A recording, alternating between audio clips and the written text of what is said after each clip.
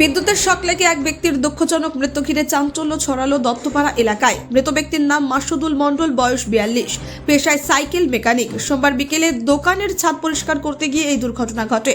স্থানীয়দের দাবি, প্রায় 5 বছর ধরে 11,000 ভোল্টের বিদ্যুতের তার বিচ্ছিন্ন অবস্থায় ছিল। সম্প্রতি পুনরায় সংযোগ দেওয়া হলেও এলাকাবাসীকে কোনো সতর্ক বার্তা দেওয়া হয়নি।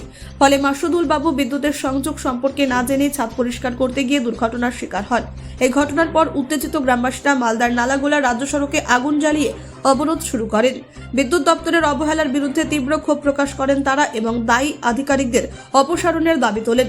খবর পেয়ে ঘটনাস্থলে পৌঁছায় বামুনগোলা থানার পুলিশ বাহিনী, তবে অবরোধকারীদের সরানো সম্ভব হয়নি। প্রশাসনের পক্ষ থেকে আশ্বাস দেওয়ার চেষ্টা চলছে, তবে পরিস্থিতি এখনো উত্তপ্ত। কেন এতদিন পর বিদ্যুতের সংযোগ পুনরায় চালু করা হলো? কেন এলাকাবাসীকে সতর্ক করা হয়নি? সমস্ত প্রশ্নের উত্তর মিলবে কি? আপডেট জানতে চোখ রাখুন। আমার কাকু হয় মাসুদুল মণ্ডল, উনি একজন সাইকেল মেকার। সে সাইকেল রিপেয়ারিং করে সংসার চালায়। তার 2 সন্তান আছে, 2 ছেলে আছে। এবার আমরা সবাই জানি যে অকেজো লাইন, ওটাতে কোনো পাবলিকের বাড়িতে সার্ভিস নেই। আমরা জানি যে ওটাতে কোনো কালেকশন নেই, সেটা লাইন কাটা ছিল আমরা জানি। সেই মতে এখানে একটা গাছ আছে, গাছে সে শিকড়গুলো ডালগুলো এসছে, সেগুলো পরিষ্কার করতে যায়।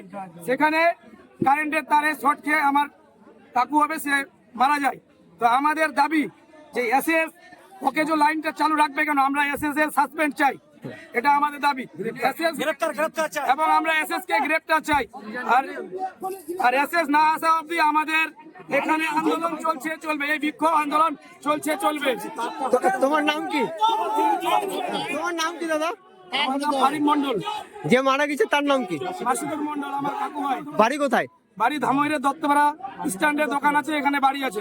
আপনার বাড়ি কোথায়? আমার বাড়ি ধামইরে। ভাবে ঘটনা হলো, একটা মৃত্যু হয়েছে, একটা কাকু হবে আমার, মাসুদুল মণ্ডল নাম।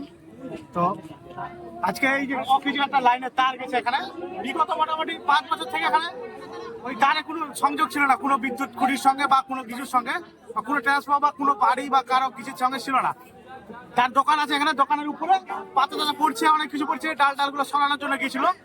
তো ওই তারে জানে না যে লাইন আছে, সেই লাইন দিয়ে অকেজো লাইনটা দিয়ে আজকে ওই কাকুর মৃত্যু হলো। তার 2 বাচ্চা আছে, 2 ছেলে আছে, তাদেরকে ক্ষতিপূরণ দিতে হবে। আর বিডিও আসবে এখানে, তারপর তোমার এসএস কে তার ক্ষতিপূরণ দিতে হবে। এসএস এর জন্য এই ঘটনাটা হয়েছে আজকে। অকেজো লাইনের তারটা এখনো যেন ঘটানো হয় এই মুহূর্তে।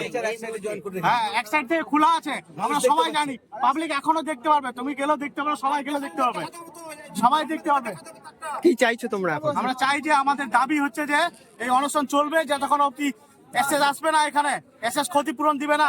এই একটা তরতাজা জীবন নিয়ে নিল আজকে। এসএস এর অ্যারেস্ট চাই, আমাদের এসএস এর অ্যারেস্ট চাই। তারটা সঙ্গে এখনই সরাতে হবে তারটা, এই তারের জন্য আরো লোকের ক্ষতি হতে পারে। আপনার নাম ও পরিচয় দেন। আমার নাম মাতিন শেখ। বাড়ি কোথায়? বাড়ি এখানেই, নয়াপাড়া। ব্যুরো রিপোর্ট, নির্ভীক বার্তা।